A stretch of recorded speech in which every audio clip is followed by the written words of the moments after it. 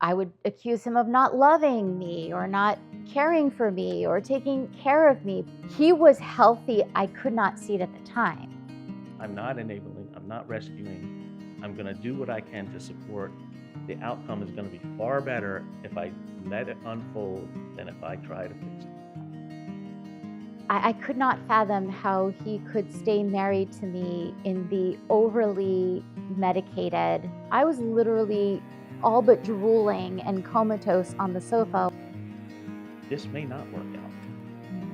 This may not work out. But if I try to handle it and manipulate it, it's certainly not going to work out. Him being healthy helped me be healthy. It was two engines going in the same direction. The participation in our relationship is my favorite part, because for years he wasn't there. Mike got his wife back because he didn't marry me medicated.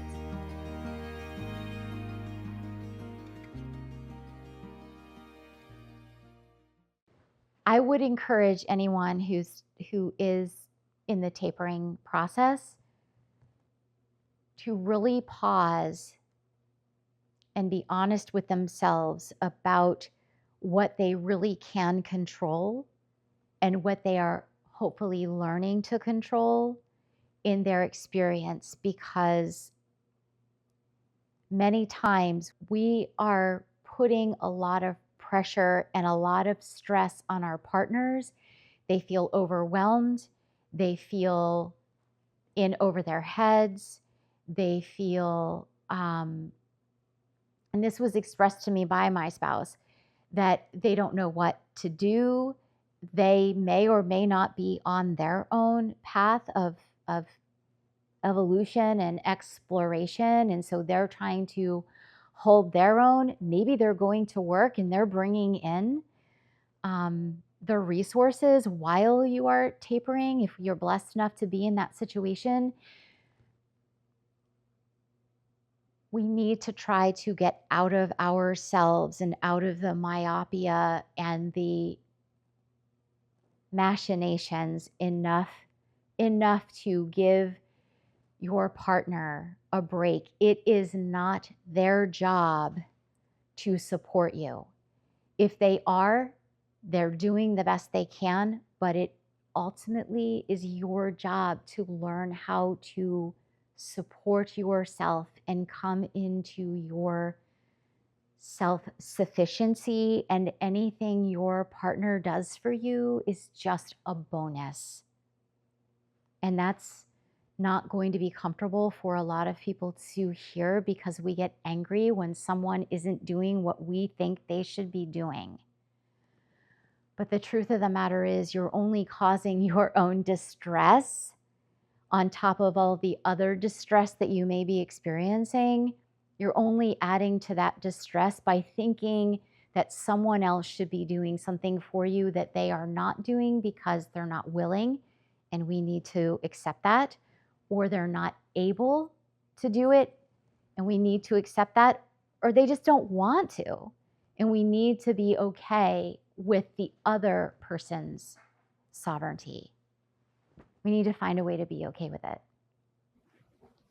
I'll say this, that I was in, I'll say, recovery or process of spiritual growth for years before the tapering episode we went through. I think it's organically come about that he's contributing. Years before we started to go through this tapering episode or process, I had my own spiritual growth process in recovery, and if I hadn't done that, if I hadn't had the growth over those several years before this, I wouldn't have made it through the tapering episode, and I don't think we as a couple really would have made it. Partly because we would have been, Kat was on this spiritual process, and we'd have been divergent. But since I was already kind of on that track, I kind of understood where she's going, and I was fully supportive of that aspect. And some of the things that served me well is I learned that I cannot be an enabler. I cannot be a rescuer because I had done that in the past. And the reason that I had done that was just what Kat was talking about. I had outsourced my responsibility to take care of myself. I had outsourced that to everything external to me, including Kat. It was very unfair for me to do that, but I didn't see it at the time. But through that growth process, I realized, you know, um, like the power of me, as Kat says, a return to myself, realize that I don't need that. I accepted responsibility for myself and took care of myself. And once I did that, I was able to be okay with uncertainty. I was able to let Kat be Kat and have her own experiences. I'll just say that I'm on the same page with Kat in this spiritual journey because I know that I am not the form that you're looking at right now with this allergy outbreak and all this. That's not me. I'm a spirit that you can't see. Okay, and um, that spirit. I like to frame it in the message of Jesus. I'm not particularly religious, but I believe that is a message. That spirit, that consciousness that I am, is the kingdom of God within, the Christ, and that spirit within me is one with what Jesus called the Father, one with the universe, one with the source. Okay, and for me, that knowledge, that returning to myself, is the truth that sets me free. So I don't think there's a lot of difference between our two frameworks or viewpoints. It's just in different words. Mm-hmm. That's what I had to say. And I have to say too that, and I shared this with people in the tapering community before I had my realization while juicing, was that I got very angry when he wouldn't rescue me or when he did set a boundary, and I felt I would accuse him of not loving me or not caring for me or taking care of me. But again, had he done that, he was healthy. I could not see it at the time, but he was healthy enough to set those boundaries with me and to stop enabling and stop doing and acquiescing, which allowed me to have my experience. So thank God he was healthy enough, even though it made me angry. And he took a lot of crap for that, and abuse, but he held the line. So kudos to him, because him being healthy helped me be healthy. It was two engines going in the same direction down the track. Yeah, and that tornado, I was like changing the tires while the bus was rolling, during that time. So I hadn't internalized everything completely. So at times I had to, kind of go by rote. What's the healthy thing I should do here? And that kind of came off a little bit cold at times. I could see that, but also that combined that with I'm not enabling, I'm not rescuing, I'm going to do what I can to support. And I found out another thing: detach with love. It doesn't mean you got to leave a relationship. It means you have to take your own responsibility and let the other person take theirs. Each carry your own, what you are responsible for. Can I ask you a question? Sure. What has been your favorite part of witnessing Kat's evolution? My favorite part is her return to her personality and her just vivacious, outgoing personality. And everybody loves her. And,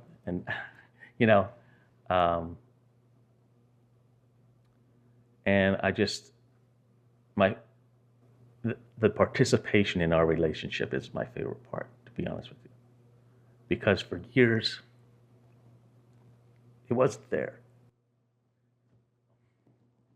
Yeah, it's true. And it's back. Yeah.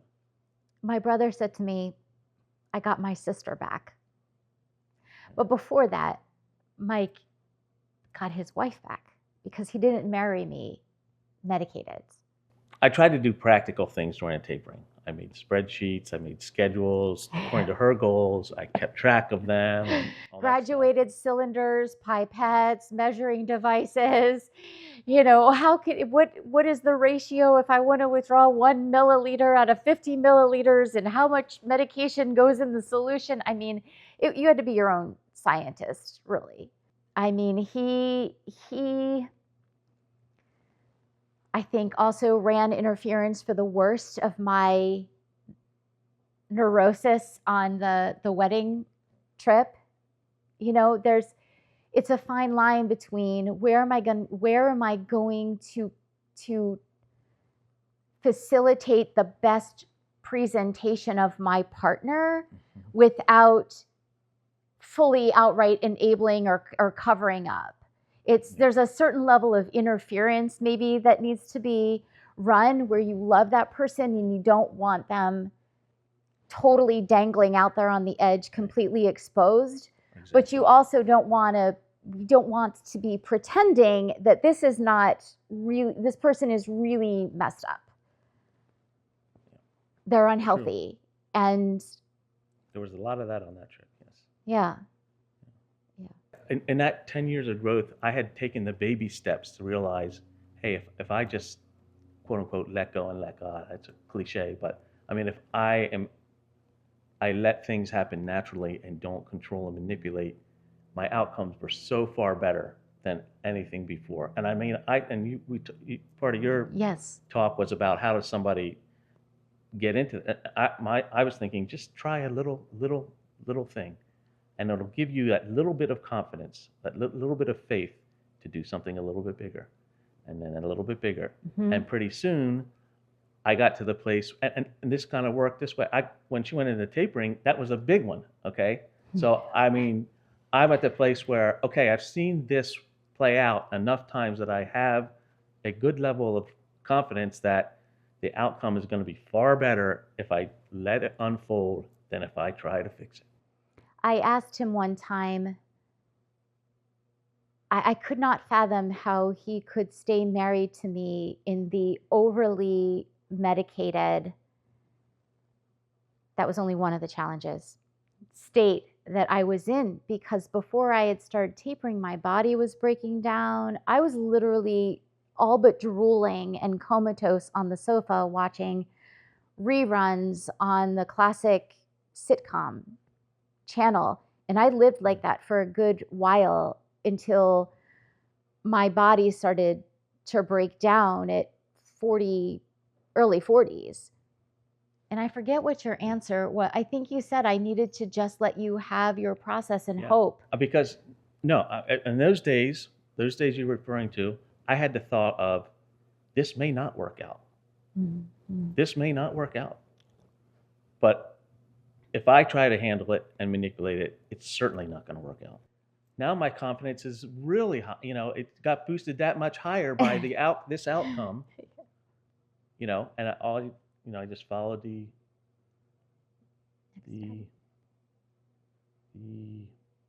practices that I had learned, and it eventually became internalized. Now I don't have to check a sheet for most, a lot of them. Mm-hmm. Still, I'm always going to be in process, but yeah.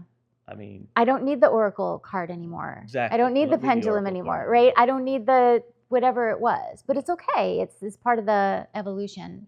Yeah. I mean, I remember days when I used to sit for 30 minutes trying to figure out what is the healthy thing to do here. And now it's just automatic. It's who you are. It's who you are being. Once you apply it and you demonstrate it enough, it's just inherently who you are. Yeah. I feel like I remembered you saying that so many times you were hoping that I would sort myself out, that it was your desire that at some point I would hope. Yeah. I mean, I believe me, I had the temptation to get in there and try to fix and try to rescue. And I used to call it chain myself to the radiator. So I couldn't do, I forced myself not to do that. And it's like you said, it's a fine line because I also wanted to, you know, do what I could to support Not her. abandon me, Yeah. but Which I, you know, yeah, I think I that's where the managed some kind of nuance. balance. That's where the nuance comes in. You need to learn. You need to discern: is this enabling, or is this is genuine support that I am willing to provide without any expectation? Exactly. That's key too, because Mm-hmm. you know, like in the days when I outsourced my self-care because that was the payback. Somebody take care of me. Somebody take care of me. Right? So it wasn't I was doing business, I wasn't doing relationship. Yeah. But I think also, backing up to what I said about the discernment, is that ideally, when we provide the support that we're providing it without expectation. Because if we have expectation, inevitably we will be disappointed, angry, expecting reciprocity. You can't do that. You can't do that. Similar to what Kat was saying about everything changed when she basically took responsibility for herself. The same thing happened to me. I mean, that was the absolute turning point in my progress was when I realized I am actually abandoning my responsibility to myself. It is my responsibility that I am not fulfilling it. I'm doing the exact opposite. And, you know, Yeah, it's a I hard was pretty sell. good at self-medicating before that it took place. And it switched like a light bulb. I no longer had any kind of, you know, Self-medicating. need to self-medicate because there was nothing to medicate because I was taking care of myself. Mm-hmm. But that is a hard sell, right? You can't sell a program. You can't sell. Pointing someone back to themselves and saying you need to take radical personal responsibility. There's no money in that. And it's a hard sell, right? No guru, no. So that's why I like to call myself a pointer. Really, I can give you the data around how to create your reality, but ultimately, it's a pointing back to yourself.